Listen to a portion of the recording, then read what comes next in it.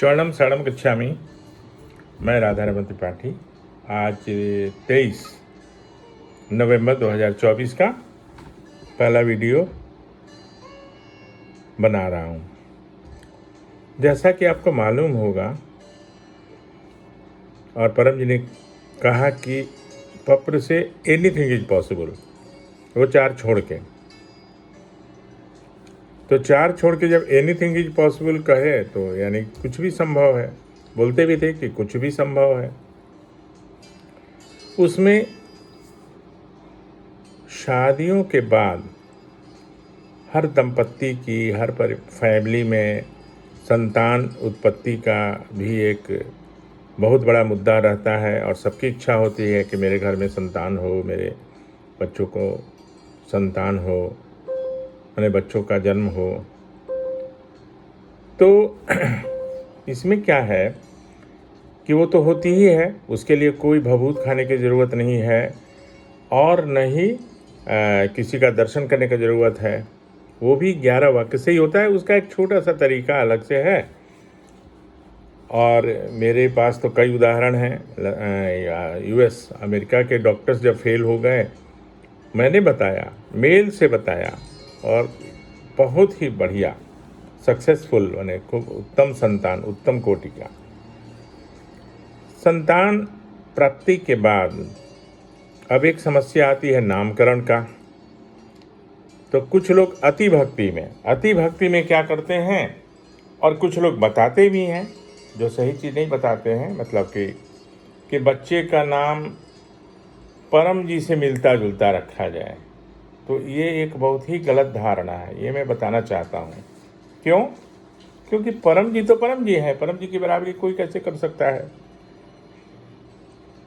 तो कोई परमानंद, तो कोई अद्वैत, कोई आनंद, कुछ इस तरह से कोई ज़रूरी नहीं है। ये मैं दावे के साथ कह रहा हूँ कि बच्चे के नाम में परम जी का नाम का कुछ अंश हो, बिल्कुल गलत भी है और ज़रूरी भी नहीं है ना। तो जो भी हमारी या आपकी इच्छा हो, बच्चे के जन्म होने के बाद नामकरण में अपने मर्जी से रखा जा सकता है। नाम कोई भी रखा जा सकता है। हाँ, पकड़ की राशि और प्रचार की संख्या जो संतान उत्पत्ति के पहले कोई भी किसने भी किया हो, वो जरूर पूरा होना चाहिए। तो ये समस्याएं आती रहती हैं। कई लोग अपने व्यापार का नाम, दुकान का नाम, तो वो ठीक नहीं है। ज़रूरी नहीं है कि परम जी के नाम का कुछ अंश उसमें हो। गलती हो जाती है, लेकिन जब जानकारी हो जाए तो उसको रखने की ज़रूरत नहीं है। तो ये मेरा कहना था। और कुछ लोग शर्म से मतलब कि संकोच में, शर्म नहीं बोलेंगे इसको, संकोच बोलेंगे। समस्याएं तो सबके साथ होती हैं, लेकिन नहीं बोल पाते हैं। तो जब डॉक्टर के पास हम जाते हैं तो मुझे तो सब कुछ बताना पड़ता है और यहाँ तो कुछ भी ऐसा नहीं है। परम जी ने इतना अच्छा तरीका बना दिया है, इतना अच्छा कि आपकी समस्या आपके तक हो। इसीलिए तो परम जी ने ये पत्र चलाया कि मुझे किसी को बताने की ज़रूरत ही नहीं है। मैं मन ही मन 11 वाक्य बोलूँगा, मेरा काम बन जाएगा। मैं क्यों किसी को बताऊँ कि मुझे क्या समस्या है या मैं किस प्रॉब्लम से घिरा हुआ हूँ। तो एक बहुत अच्छी बात है।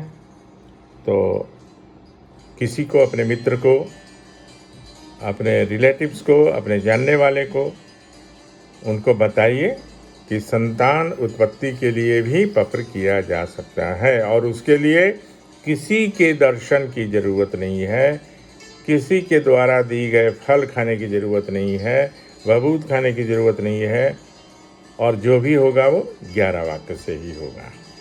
ठीक है? तो इतना कहते हुए अभी आपसे विदा लेता हूँ और दूसरे वीडियो की तैयारी करता हूँ आपके लिए। चरणम शरणम गच्छामि।